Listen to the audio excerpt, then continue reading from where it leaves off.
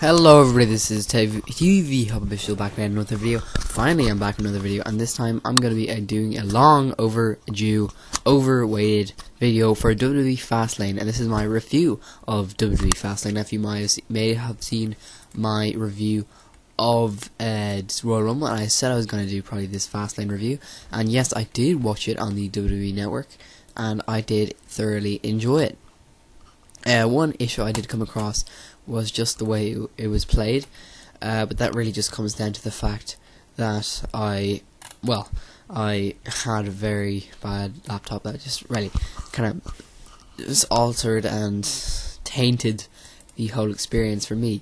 But on most of the front, I think it was a very good experience. And yes, I have not gotten the next March month. I just watched it in February, and yes, I watched the two pay-per-views, Royal Rumble and Fastlane. Right, let's go on and talk about it. The official continuation of the Road to WrestleMania pay-per-view series, and of course the WrestleMania 31. I'll probably be doing a review of that, and in my next podcast, probably a preview. But again, in my whole podcast thing, I talked about how I'm trying to keep that away from wrestling, as there might be my outside views in wrestling, but really I want to take those for like previews. So you never know, we might be getting a WrestleMania 31 preview coming pretty soon. Right, let's go on and talk about the show. Our matches that featured on it were, well, of course we had a pre-show first, which is the Miz TV segment, and we had Damien Mizdow telling him to sit in the corner. He interviewed Paul Heyman. Now this whole obviously we got a pre-show panel. They all predicted what was going to happen. Booker T, Byron Saxton, Corey Graves, Renee Young, and all in the long, behalf. I thought they were very interesting and good. In this pre-show, it was all right, I guess. Yeah. So basically, Brock Lesnar would be on as one of his stints. I have the WWE right now at the moment, and he wasn't on this pay-per-view, and I guess they thought that making up for this we had Paul Heyman, and really it was a pretty alright interview.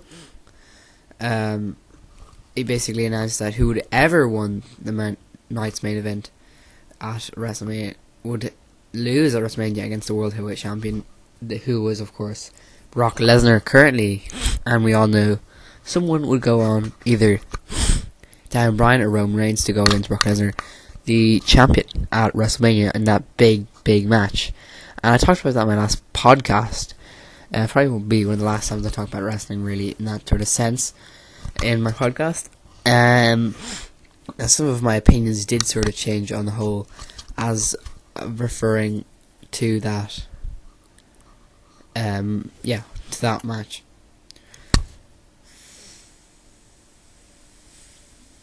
Yeah, well, let's talk about what happened. Right. Our first match was The Authority, featuring Kane, Big Show, and Seth Rollins, versus Dolph Ziggler, Eric Rowan, and Ryback, with obviously J&J Security behind The Authority. The Authority ended up winning this one, to no surprise after that ending sort of ended. Yeah, it was a quite enjoyable match. One of my favourite matches on the card, if not one of my favourite. Obviously not, probably the main event would probably be better, but anyway, this was a great way to start off the night, and I really enjoyed it. I thought, you know what, if you're going to start off with a good tag team match like this one. My favourite wrestler in this one was probably Ryback. Why not? He was full of energy on this night, and he added a bit of colour.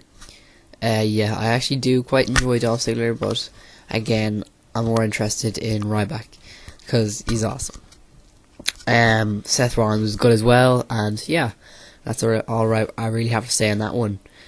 In our second match, we had Goldust against Stardust. The whole background to this was really, really good, and I enjoyed the whole, the whole surrounding feel to it, the tenseness, how we had Dusty Rhodes get involved. It was a family sort of occasion. We all know how these guys used to be sort of closer together, and now it's all boiling over. We all wouldn't expect this, and well, what's going to happen towards WrestleMania. It's quite unpredictable, in my opinion, with this whole feud underway. And one of my favourite feuds on at the moment, Goldust. The story goes that Stardust has gone crazy, and Goldust seems normal compared to him.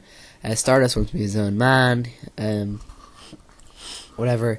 The whole stick with him, it's quite unpredictable what he's going to do next. Yeah, so we actually see Goldust win this one in a pretty neat roll up there, and he's pretty shocked that he wins. Dusty Rhodes a little bit relieved there, but because this just fuels Stardust even more. And what we're going to get going into this, we all sort of knew that this was just going to fuel his flame and make him even more angry. So, wow, going into the future, that one is going to be a really, really exciting one, and I can't wait to see how that develops.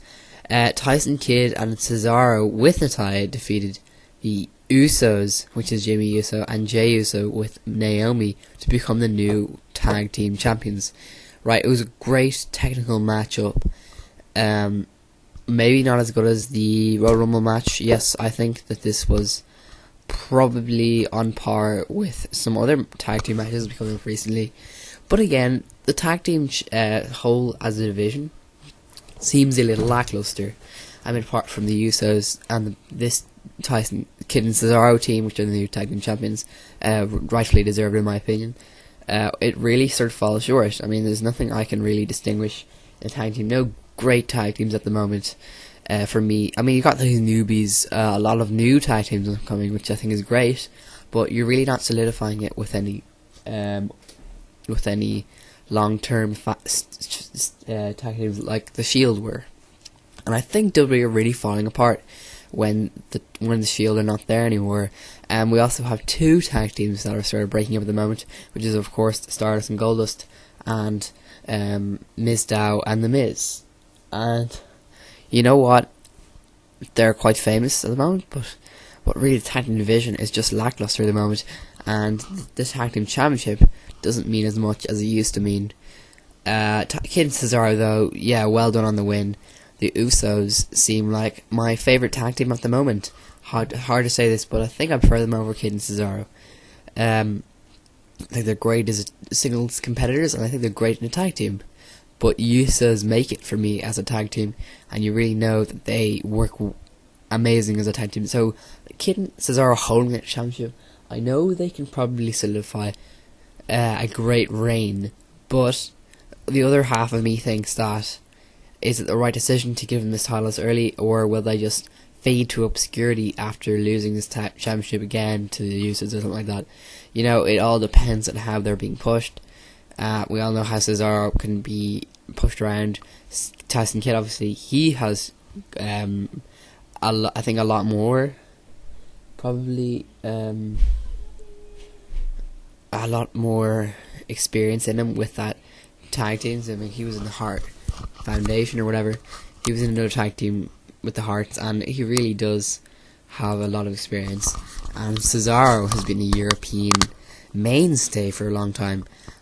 Yeah, so it does feel a little new and interesting, but I mean, it's not like a big change to the tag team division. Okay, our fourth match was between Paige and Nikki Bella, the current Divas champion alongside Brie Bella.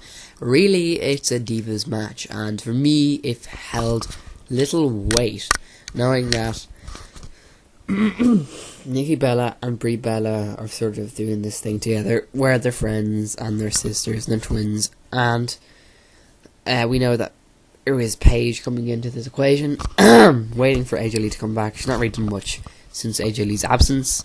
Currently, she's now back, but right at the moment, she gets involved in this match, and yeah, it was a half decent match, a decent match.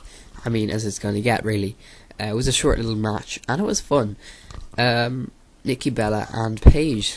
We had some holes where we had the fun of a huge match here, but again, Nikki Bella retains. Wasn't surprising at all.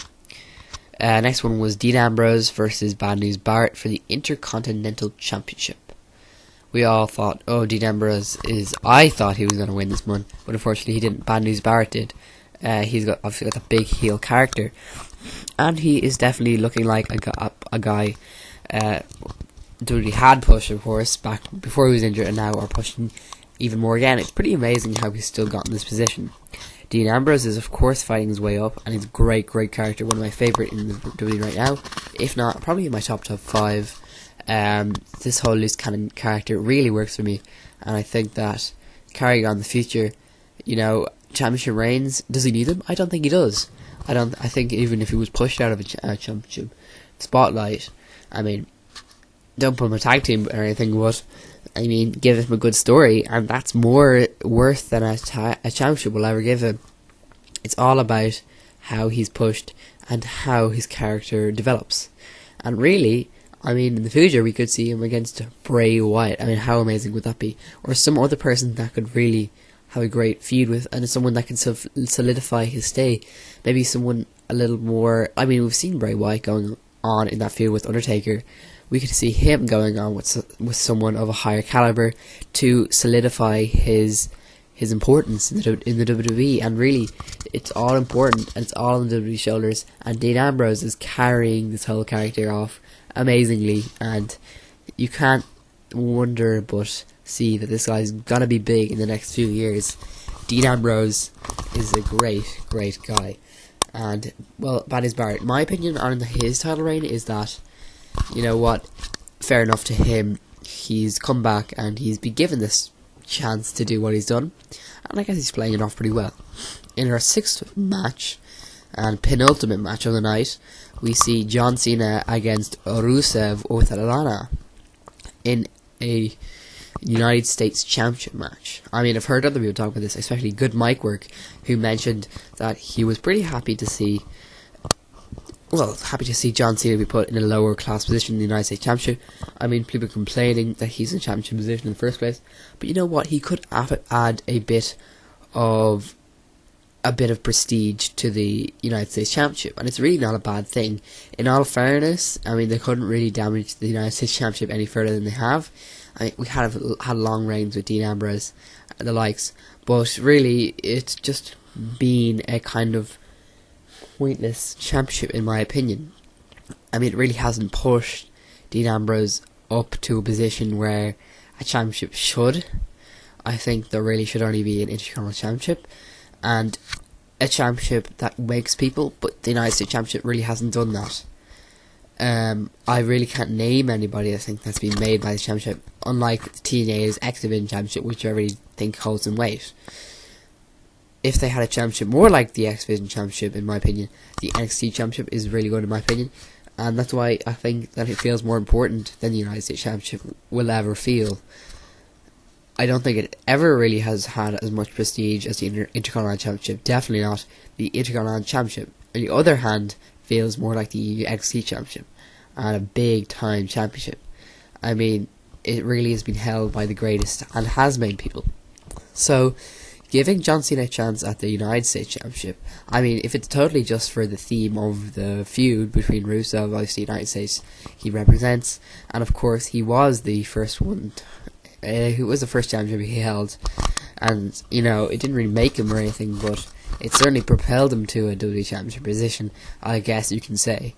That totally just knocks down the point I made, but whatever. John Cena returning back to the United States Championship match, and of course Rusev undefeated. You all know that really, going into this one, that he obviously everyone predicted it, but Rusev won, of course, and he submitted John Cena, but the only way that John Cena is going to lose is he's not, obviously, the never give up character, he gets knocked out. So it was perfect booking, in my opinion. Obviously the accolade, and John Cena gets knocked out, and he doesn't give up, he doesn't tap out, but he obviously is knocked out, so that's how the match ends. Great. So after this one, we're really looking on to our main event, and of course it's the big one. It's the WWE World Heavyweight Championship. Singles match for the WWE World Championship match at WrestleMania 31, and it's between Roman Reigns and Daniel Bryan.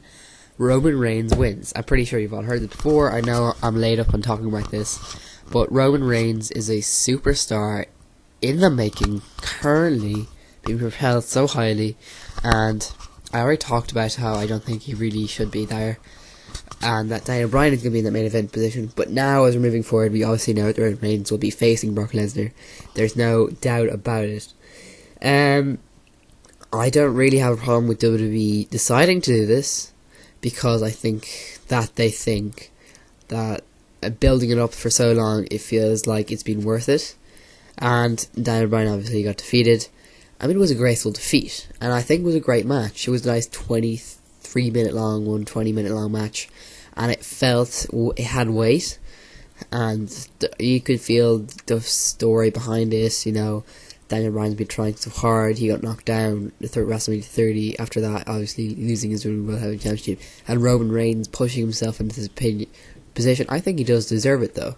I mean, yet all the pushing he's getting, he definitely has gone with it, and he hasn't complained. He hasn't, obviously, we would complain in that position, but really, he's taking his chance, and he's using every opportunity he has to get to the top, and I sort of have to respect him for that.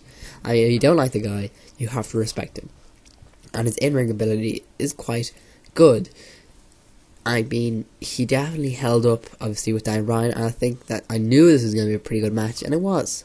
So, I'm not saying it was a Royal Rumble material main event, but if it did not, it was a WWE Network pay-per-view, and you can't really fault it for that. The fact that maybe it was a pointless pay-per-view, no, I don't think so, because I think that we needed some major matches, and we needed to see stories culminate before the big pay-per-view, WrestleMania 31. I mean, yeah, we didn't learn much from this pay-per-view, but we did obviously find out Roman Reigns would be in that main event, and well, it just kind of solidified him even a little bit more, even the way WWE are trying to make him solidified in people's minds. I definitely think that's been happening, because now he's been propelled in the position. He's not really coming back down for a long time, if you know what I'm saying.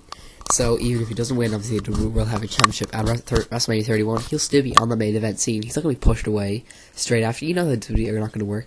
They're not going to work for so many months long with this guy as their main event stay, and then just push him away without him getting a championship. That's not how WWE works. I mean, unless something big happens or he does something wrong, we're not really going to see that. And Daniel Bryan, as far as Daniel Bryan goes, he does his own thing. He's still going to... The WWE have proven it, that he's been away for so long and coming back, and he's still got the crowd reaction. He's still got the crowd there. So, even if he's being pushed away from something big like this, it doesn't matter for Daniel Bryan or his fans or the people that support him, because they're always going to be there. And WWE have proven this in time. So again, with Roman Reigns, maybe he needs to be shown how Daniel Bryan was gotten all that, let's just say, all that exposure. Roman Reigns needs that exposure as well, in order to make him just as famous and well known as Daniel Bryan is ever. And maybe even a face turn for Roman Reigns. Obviously, he's a bit more face than Brock Lesnar, but, I mean, they're posing him as a face. Maybe it wasn't the right idea. A more heel would work. I mean, right at the moment, he's a sort of tweener, in my opinion. Obviously, against Brock Lesnar, we're going to see a big match. And you know, I'll talk about that in my preview for WrestleMania 31, of course, coming soon. Yeah, guys. And, of course, another podcast or whatever. I probably won't do my... Whatever, I'll talk about that at the end of the video. But really, you can't fault him for anything that he's been given, because he is here to stay. As I say, I've proven this time and time again, and we're going to be seeing him, so you got to get used to him, and just believe, right? I got to believe that, okay? So, I respect him for everything he's done. I mean, I don't love him, I don't like, really, the character, but again, you gotta roll with him, and if you're gonna watch the WWE, you better get used to it. Don't want to watch WWE, just switch off, because no one's stopping you. And really, the network, I think now people are complaining about the WWE state at the moment. And say how bad WrestleMania is gonna be. You're gonna watch it and you're gonna enjoy it. No matter how good or bad the matches are. no matter how unimportant, you're still going to enjoy it because it's WWE and they're going to have something good happen. You cannot fault them for that. If you don't want Roman Reigns to win, well, something's going to happen, okay? And if he does win, well, if Brock Lesnar wins, you're just going to get surprised. If Roman Reigns wins, you might as well hope for him to win, because if he does win, then yeah, he's won. He's great. If he doesn't win, then you could be surprised and say, oh, he hasn't won, and Brock Lesnar defends. So you'd be surprised. But Roman Reigns, again, I'll talk about it. I really kind of in between here on what's going to happen at WrestleMania. I'll talk about that in a preview, of course. He is the man that they're pushing, right? And so I talk about it also on my podcast, but yeah, really no problem with him whatsoever. The WWE are the ones who have the control, and you can't stop him for any of that. I mean, they're going to push him as far as they possibly can, and I don't know. I like the whole Rock thing he has, the family thing. That's cool as well. So that just adds a bit of dimension to his feud. And the more dimension they add, the better. I'm going to say that. Right, then enough talking about that match. John Cena, Rusev will probably at WrestleMania 31. I think that's confirmed, really. And we've got the whole Curtis Axelmania thing at the moment. John Cena, I actually like his whole character at the moment. I mean, I think not giving him so much exposure to say that I do like John Cena a lot. But no, I like him as a person who sort of sticks back in the mid-card position. I mean, he's doing this for a while. He has been doing it. He can't really stop himself straying away from the main event. But really, I'm not seeing him too much. It kind of appeals to me. And Rusev is the guy who's got the undisputed streak. He's looking so strong. And John Cena will just look more strong when he defeats Rusev at WrestleMania 31. Right. Pretty much all I had to talk about. Most of the championships were on the line tonight, which is really good. So Fastlane was sort of worth it, in my opinion, for watching. And if you're actually a hardcore fan like I am, or a pretty light fan, just watch it anyway, because it will just sort of catch you up on some stuff that's been happening lately. Not like amazingly, but you're still gonna get a good idea what's happening. If you haven't been watching Raws like I haven't, so I wouldn't call myself a pretty hardcore fan. But anyway, I've been watching reviews of Raws. Fortunately, I haven't actually been watching them. I know the network didn't really offer me that option. But really, in all, this has been a pretty standard pay-per-view. It has been a one that I enjoyed, because I enjoy all the pay-per-views, no matter how good they are. Some matches surprised me in being good, some matches surprised me in being just average, and all the way, it had a kind of memorable main event. But really, in setting us up for WrestleMania 31, it did a decent enough job, so you cannot fault it for that. Thank you guys for watching this, and make sure you go subscribe, favorite, like, comment below, and check out my channel for more content, and comment below for all your opinions and more. Make sure to tell me your opinions on this pay-per-view. And what was I going to talk about? Oh yes, of course, the podcast will sort of be staying more for the non-wrestling stuff and just other wrestling opinions that really haven't fit in my previews or reviews. Really, for that, I'm also going to do my NXT weekly reviews. The one that was meant to come up this week, I think I'm going to pass on that one, but I'm not sure because I sort of can't find it at the moment. I might get that up, but whatever. The next one will be coming up tomorrow or something in the future. Right, thank you guys so much. This has been my Fastlane review. Get on the Fastlane. My next one will be the WrestleMania 31 preview. And podcasts will probably be put on hold for the meantime. Thank you guys so much. My next review will probably, I know I talked about this before, but will probably be my Royal Rumble 1993 review. Right, back into the retro, you know. That's all I can really talk about. Thank you guys. See you next time.